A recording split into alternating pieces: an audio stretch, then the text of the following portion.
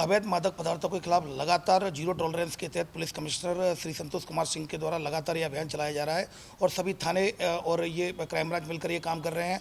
जैसा कि थाने ने अभी बाणगंगा थाने के द्वारा 20 ग्राम ब्राउन शुगर पकड़ी गई है।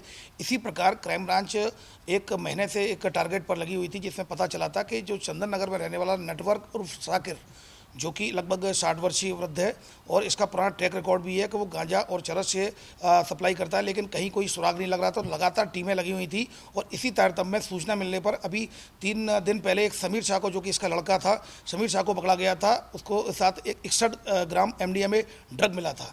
तो इसी तरह लगातार इस पर कार्रवाई चल रही थी। ये पता चला था कि कहीं ना कहीं से बाहर से लेकर आता है चरस। तो इस पर से लगातार क्राइम ब्रांच की टीम एक महीने से नजर रखी हुई थी और लगातार मुखबिर काफ़ी जो कि मुखबिर को जो सूचना काफ़ी पुख्ता थी, उसके द्वारा बताया गया कि मोतिहारी गया है। तभी तो टीम हमारी लगातार उसको फॉलो कर रही थी और पता चला कि वो जो अवध जो ट्रेन आती है उसके ट्रेन से आ रहा है। फिर दूसरी ट्रेन उसने चेंज की, लगातार उसने कई ट्रेनें चेंज की और जब तक हमारी टीम ने फॉलो किया तो रेलवे स्टेशन पास कोई नहीं मिला। लेकिन हमारी बैकअप पे टीम लगी हुई थी, क्योंकि हमें पता था कि ये रेलवे स्टेशन से अपने घर जाएगा चंदन नगर। तो हमने 4 टीमें लगातार लगा रखी थी। तभी पोलो ग्राउंड के पास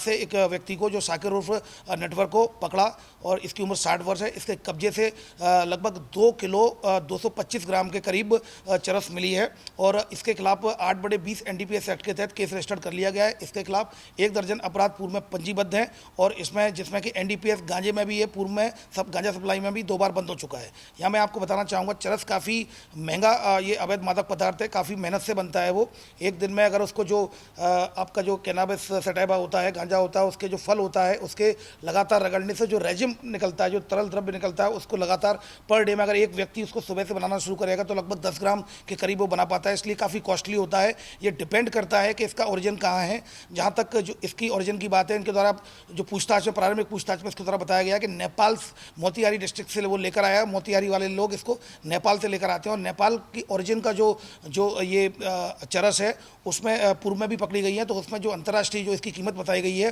वो 30 लाख से लेकर 50 लाख से लेकर 1 करोड़ तक हो सकती है। ये डिपेंड होता है कि इसमें चरस में कितनी शुद्धता है। शुद्धता के हिसाब से इसकी कीमत अंतर्राष्ट्रीय मार्केट में तय होती है। फिलहाल 2 किलो 225 ग्राम चरस को लेकर साकिर के खिलाफ NDPS एक्ट 8/20 के तहत केस रजिस्टर कर लिया गया है।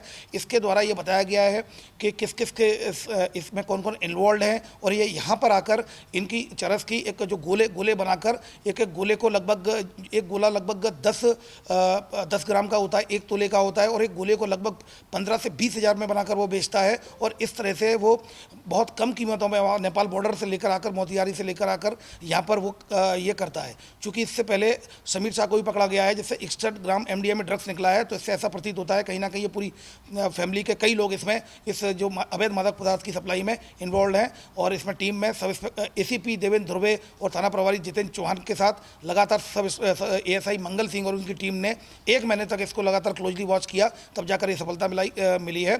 और इसमें police commissioner Santosh Kumar Singh sir के द्वारा इनको नगद इनाम देने की घोषणा की है। कीमत है 2.25 किलो चरस की, क्या है कीमत है? जैसा कि मैंने बताया, कीमत इसकी शुद्धता पर निर्भर करती है और चूंकि इंटरनेशनल मार्केट चूंकि अवैध होता है, वैध कहीं भी नहीं होता ये अवैध मादक पदार्थ। तो इसमें जब जो पूर्व में भी जो पकड़े गए हैं तो उसमें नेपाल ओरिजिन की जो चरस है उसकी कीमत पर केजी 30 लाख से 50 लाख के पर केजी आकी गई है।